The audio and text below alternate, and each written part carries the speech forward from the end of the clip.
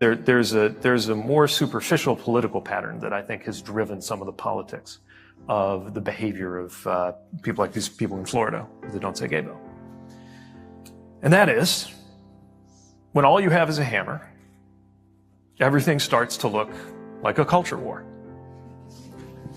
So you got a political faction that really doesn't have a lot of answers for many of the questions that people are wrestling with.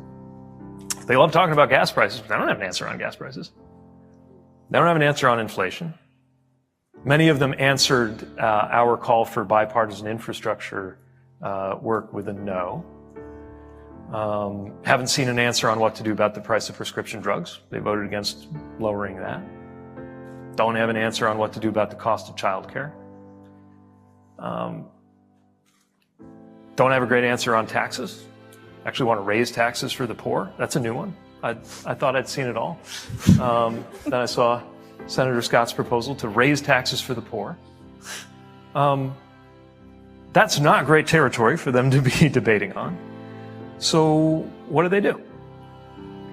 They find somebody vulnerable and pick on them, which at the moment is largely the trans community.